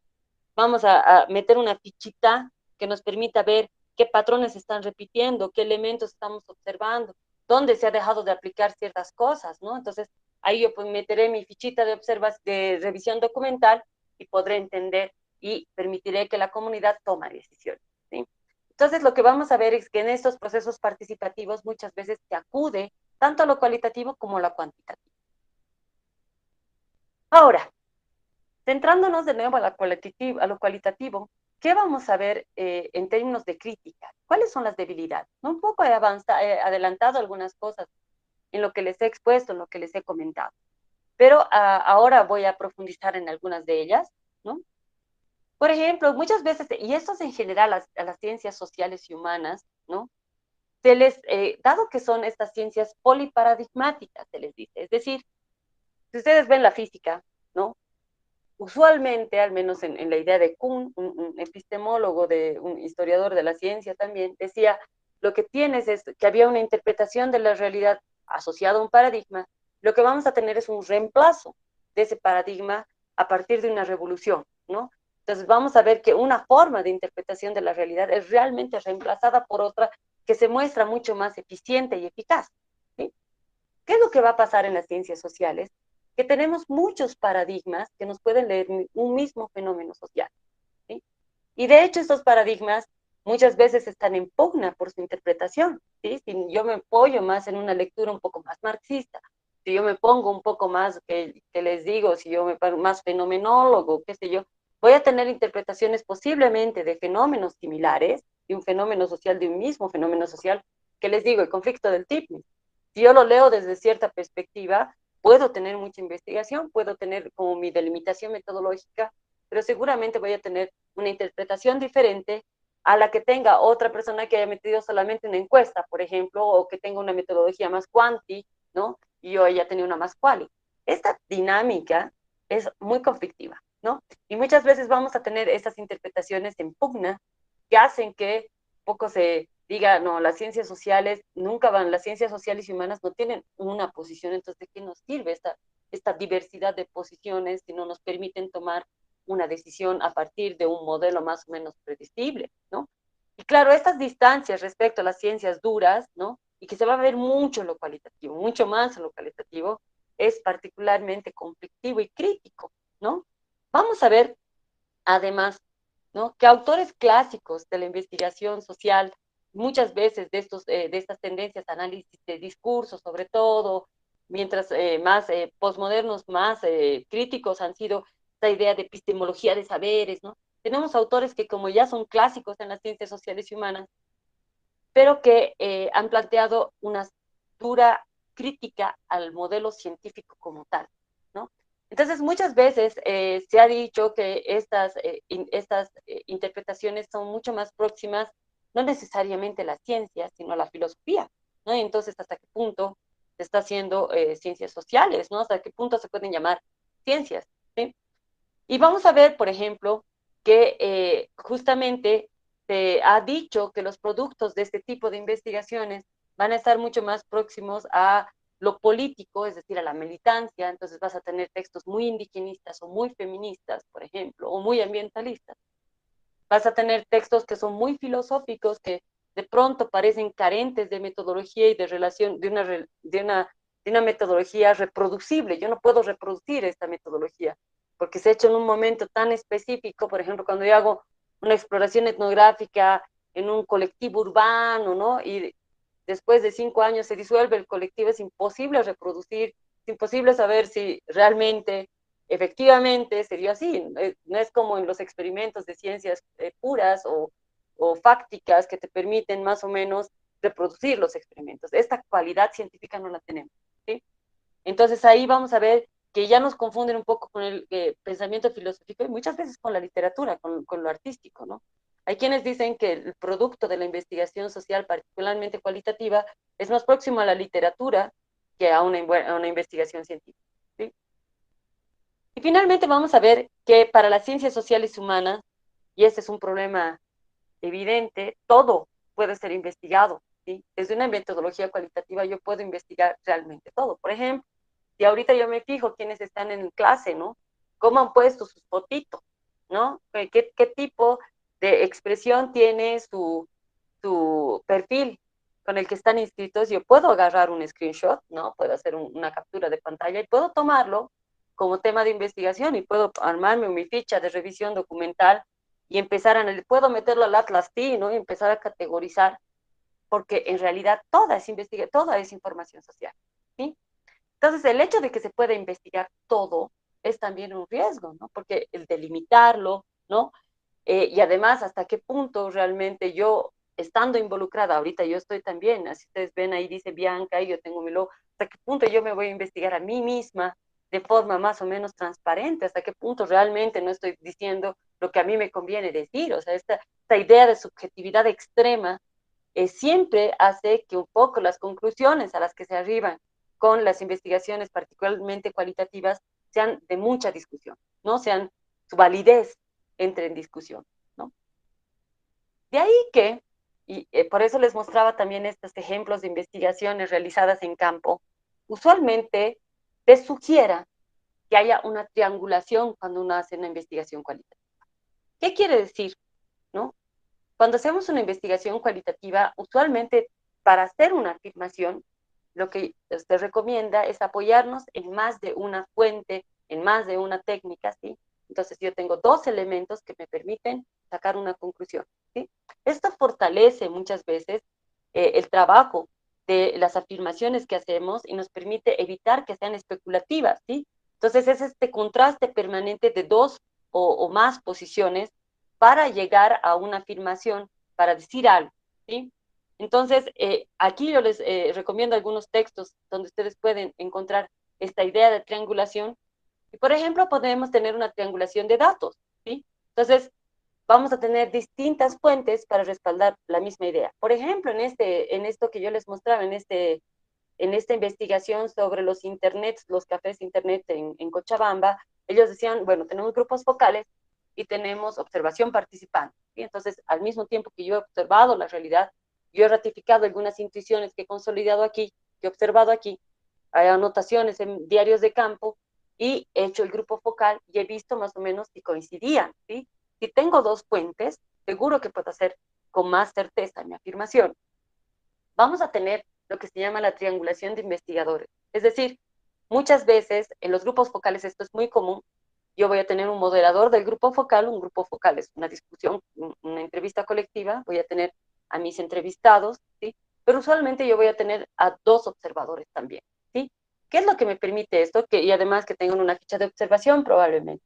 ¿Qué es lo que me permite? Es que las impresiones tengan múltiples fuentes de investigadores que están observando el mismo fenómeno. Y eso también va a pasar con las observaciones no necesariamente participativas, pero digamos, yo voy a observar una sesión de la Asamblea Legislativa Plurinacional, entonces yo crearé una ficha de observación con ciertas categorías que me parezcan clave, cómo está vestida la gente, dónde se sientan quiénes cuántos movimientos, quién sale, quién entra, qué sé yo, voy a ver una sesión. Entonces voy a ir yo desde un lado del hemiciclo y pondré a mi colega investigador del otro lado con la misma ficha de observación. ¿Sí? Esta triangulación de observadores también es bien útil para que no solo sea la perspectiva de un sujeto, sino que tengamos ciertos contrapesos y porque además, dado que la realidad social realmente desde donde estás parado tiene un diferente significado. Entonces ahí por lo menos ganamos en contrastes y podemos hacer seguramente afirmaciones un poco más sólidas. Después normalmente vamos a tener esta triangulación de métodos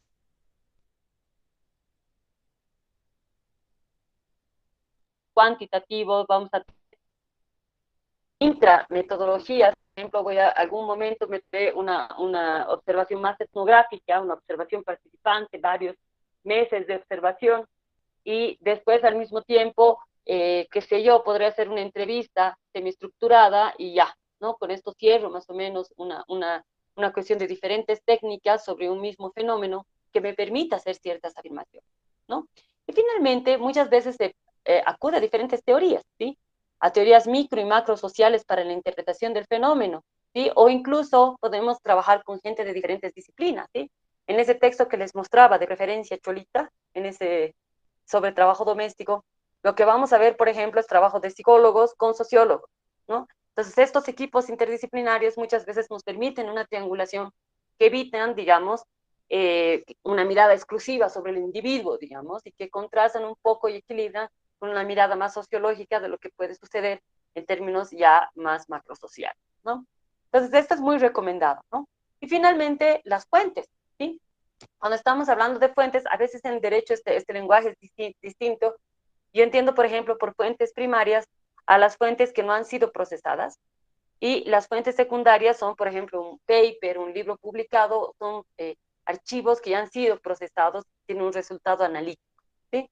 Entonces, muchas veces yo voy a ver que la literatura de investigaciones ya realizadas van a ratificar algunos fenómenos que yo estoy observando empíricamente o en mis entrevistas, ¿no? Que yo estoy registrando en mi diario de campo, en mi observación participada, ¿sí? Entonces, esta triangulación de fuentes también puede ser muy útil para que nuestras afirmaciones, para que nuestras observaciones sobre la realidad sean más sólidas. Ahora, también voy a mostrarles algunos límites que tienen que ver con la ética en la metodología cualitativa, ¿sí? Entonces, aquí les sugiero revisar este texto de aquí, que se llama Investigación Social Cualitativa y Dilemas Éticos, un texto bien interesante para todos los que quieran revisar esto. ¿Por qué? Porque cuando trabajamos en técnicas de proximidad, en entrevistas, con sujetos, con grupos, peor, con grupos vulnerables, entre comillas, ¿no? Qué sé yo, siempre hay un dilema de cómo vamos a usar la información que nos dan, cuánto consentimiento informado tienen estas personas del uso que se está haciendo del texto que nos están compartiendo, de sus impresiones, de sus significados, de sus interpretaciones del mundo en última instancia. Entonces, normalmente se espera que exista un cumplimiento de las nociones de consentimiento informado y de confidencialidad, pero la cuestión es que muchas veces no se puede lograr eso, ¿no? Entonces lo que se recomienda es una ética situada. ¿Por qué? Yo les propongo que chequen, les he pasado un texto de Alison Spedding, ¿no? Bueno, es un compilado de cualitativa, cuantitativa, y después viene un texto que un poco introduce lo participativo también. El del medio, que está escrito sobre lo cualitativo, se los recomiendo ver, porque van a ver cómo la autora propone un poco esta cuestión de cómo cada situación social te está dando información que tú puedes tomar y anotar y finalmente procesar, ¿no? Entonces relata un poco, ella está yendo en un minibús, qué sé yo, hacia Yungas, y empieza la charla y ella empieza a indagar, pero claro, como ella no es una, una persona más que está yendo allí, sino una persona con curiosidad social y con intuiciones de investigación, entonces ya llega a su casa y anota su diario de campo, ¿sí? Entonces, ¿hasta qué punto las personas que estaban en este minibús, accidentales pasajeros que han compartido el viaje contigo, eh, son, han dado algún tipo de consentimiento informado? Ninguno, por supuesto que ninguno. Pero tampoco su nombre va a aparecer, tampoco es que es un testimonio literal. Entonces, en este sentido, se habla de una ética situada, es decir, de una ética que se adapte a estas situaciones tan cotidianas de las cuales puede surgir la información cualitativa. Entonces, él o la investigadora debe responsabilizarse y prever su efecto en la realidad estudiada y en las expectativas que genera, ¿sí? Eso es bien clave, porque cuando vemos, por ejemplo, la investigación cualitativa y muchas veces tenemos, ¿no? El etnógrafo que llega a la población y qué sé yo, y habla con el sindicato, ¿no? Generalmente vamos a encontrar estas cuestiones, ¿no? Pero ¿qué vas a dejar aquí, ¿no? Y el etnógrafo se empieza a comprometer, no, claro, a ver, vamos a ver, yo tal vez pueda ayudarles a traer más atractiva su feria, ¿no? Cuando llegue la feria de tal cosa, entonces podemos ver si pueden venir aquí más gentes, podemos hacer una página publicitaria de la feria. Les van a decir los del sindicato, no, pero nosotros queremos nomás que dejes aquí un parque en la comunidad, entonces ¿no? Hay como estas relaciones que son súper complicadas en la investigación cualitativa, ¿sí? Y que tenemos que calcular, ¿no? Entonces la investigación cualitativa en general tiene estos desafíos porque es muy de proximidad, porque trabajamos mucho con la gente, ¿no? Cuando tú metes una encuesta, te desresponsabilizas un poco, ¿no? Es así como muy impersonal, pero cuando estás asumiendo una relación con los sujetos, sí que hay como muchas cosas que pensar en términos de cómo vas a enfrentar la investigación, cómo vas a decirles qué vas a usar de la información que te están dando y con qué fines, ¿no? Entonces se espera cierta transparencia y claridad respecto a la información que se recibe, se procesa y se expone de los informantes, ¿no? Tomando en cuenta siempre que hay contextos donde simplemente esto es imposible, ¿no? Y finalmente se recomienda, y esto es parte de lo que sugiere esta autora en este texto, recomienda mucho ser muy explícitos al momento de escribir el texto de nuestra investigación, los resultados de nuestra investigación, los resultados de nuestros procesamientos de datos cualitativos, ser muy explícitos en los desafíos que hemos tenido a este nivel, ¿no? A nivel ético, ¿no? Entonces, muchas veces, si hemos podido no tener un consentimiento realmente informado de la población con la que trabajamos, si no hemos tenido, ¿por qué no hemos tenido? ¿No? Y cómo se está favoreciendo, por ejemplo, cierta discreción, cierto anonimato para las personas, cómo garantizamos esto en el texto. Eso tienen que ser decisiones que tomemos permanentemente y que están muy explicitadas en nuestra metodología. Aquí finalmente, como cierre de esta presentación, y justamente para dar continuidad a estos desafíos éticos que implica la metodología cualitativa, les voy a mostrar justamente este desarrollo de historias de vida. Farid, al comentar en mi presentación, habló de este libro. Si ustedes están interesados en el documento, les pongo ahí la página web. En este documento nosotros trabajamos con historias de vida, y aquí yo les muestro un poco el índice, ¿no? Donde se incluía, por ejemplo, el protocolo de aplicación de la técnica, ¿no? Es decir, la historia de vida, se hicieron entrevistas, se hicieron encuestas también, precisamente con esta idea de triangular técnicas. Entonces, por ejemplo, a partir de la encuesta se seleccionaron algunos casos, en realidad se seleccionaron 6, como ustedes van a ver, solamente llegaron a un buen puerto 5. Se seleccionaron 6 casos de asambleístas de ese periodo legislativo para hacer historias de vida en profundidad. Eran historias de vida no necesariamente sobre toda su vida, sino realmente enfocadas en la vida política de estas mujeres. El texto tenía que ver justamente sobre la paridad, ¿no? Sobre una primera asamblea legislativa muy intensa en su paridad, la primera que tenía realmente un porcentaje casi un poco más del 50% de los asambleístas mujeres. Entonces lo que nos interesaba entender era un poco cómo habían llegado estas mujeres ahí, ¿no? Y ver qué dificultades tenían en la asamblea nueva, en esta asamblea con esta particularidad que implicaba para ellas ser mujeres, ¿no?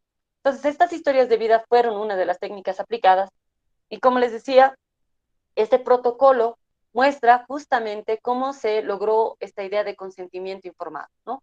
De ahí que nosotros pongamos los nombres de las personas que han sido entrevistadas y que han logrado esta historia de vida, ¿no? Y un poco contarles el proceso para la historia de vida que se realizó, ¿no? Lo que nosotros hacíamos era, bueno, primero contactar a la persona, explicarle toda la metodología, ¿no?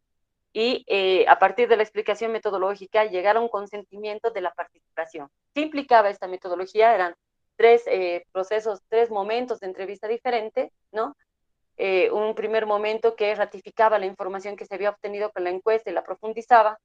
Un segundo momento en el que se hacía un acompañamiento de la persona en un trabajo de campo, en el trabajo territorial de cada asambleísta, y después teníamos el último momento que era ya de ver las fotos que se habían hecho en el trabajo territorial, de hablar sobre la experiencia del trabajo territorial del asambleísta, pero también de llenar huecos y de cubrir cosas, de indagar algunas cuestiones pendientes, ¿no? Después de este proceso de entrevistas, se sistematizaba la información por ejes temáticos, se la transcribía, se la procesaba y se devolvía a la entrevistada, ¿no? Y la entrevistada hacía la corrección de las cosas, validaba la información y en muchos casos sacaba información que no le interesaba que se publique, subrayaba otra que le interesaba que se publique en un proceso muy intenso, ¿no? Particularmente ha habido casos más intensos, ¿no? Aquí un poco les pongo el caso de Shirley Franco, que fue realmente quien tuvo una intervención súper intensa sobre su entrevista, ¿no? Y un poco era interesante porque muchas otras asambleístas podían darle a su asesor, qué sé yo, ¿no? Pero hay algunas ciertas diferentes personas, ¿no? Que actúan diferente frente a su propio testimonio, ¿no? Y aquí un poco, para cerrar este tema de cómo trabajas con este tipo de información cualitativa, ¿no? Y para mostrarles un poco esta idea de que tenemos que decidir muchas cosas de cómo trabajamos, muchas cosas que a veces en otro tipo de materiales no son tan obvios, otro tipo de materiales sociales, ¿sí? Cuando trabajamos con testimonios, cuando trabajamos con textos que son de otros, que son fuente primaria, que otros nos han dado una charla, que hemos logrado grabar, alguien que nos ha concedido una entrevista y nos da permiso para usar los datos. Entonces, nosotros lo que vamos a ver muchas veces es que tenemos que decidir cuán igual, ¿no? ¿Cuál va a ser el nivel de intervención en la exposición del texto de este tipo de testimonios? ¿no? Y aquí este texto, por ejemplo, que les propongo aquí, esta bibliografía que les sugiero, nos va a mostrar diferentes grados de intervención, ¿no? Entonces, por ejemplo, porque el rato que nosotros usamos un texto, sí que tiene que ser legible. Si queremos que la información que nos están dando nuestros informantes sea transmisible, sea comprensible, hay que limpiar un poco el texto, porque la oralidad, bueno, si ahorita transcribimos lo que he dicho va a ser obvio, la oralidad es muy tosca, ¿no? Nosotros somos redundantes, decimos cosas mal pronunciadas, obviamente no tenemos concordancias, ¿no? Entonces, ¿cómo limpiamos esto para que el texto sea comprensible y hasta qué punto tenemos derecho a intervenir, ¿no? Esta es otra decisión que tenemos que tomar en los textos cualitativos, ¿no? Porque ahí la información textual es clave, ¿no? Y tenemos que tomar decisiones estratégicas. Entonces aquí van a ver estos niveles de intervención que podemos decidirlos de acuerdo a qué queremos expresar con este texto, ¿no? Entonces vamos a tener niveles de intervención muy bajos, niveles de intervención medios y niveles de intervención altos, y van a ver qué es lo que se quita, ¿no? Aquí, por ejemplo, usualmente solo vamos a quitar muletillas, repeticiones y pausas accidentales, ¿no? Pero muchas veces esto se va a incrementar, ¿no? Y podemos organizar según criterios cronológicos. Como yo les decía, con las otras, en las historias de vida que les mostraba arriba, efectivamente yo intervení, a partir del procesamiento se transcribía la información y se intervenía de forma muy fuerte. ¿No? Entonces, si ustedes ven las entrevistas de estas historias de vida, el texto de estas historias de vida, son textos personales que tratan de recuperar la voz del entrevistado, pero que están muy intervenidos, ¿no? Pero esta intervención ha sido validada con el sujeto, entonces yo le he pasado la entrevista y ella ha validado, ¿no? Me ha dicho, no, esto no quiero que salga, aumentarle esto, ¿no? Y hemos trabajado así, ida y vuelta, ¿no? Entonces, esto es realmente un trabajo súper cualitativo, ¿no? Y que da cuenta justamente de esta cuestión que les decía, ¿no? De esta idea de intersubjetividad que normalmente está muy presente en muchos de los métodos cualitativos que les he comentado. Bueno, hasta ahí lo que tenía preparado para presentar.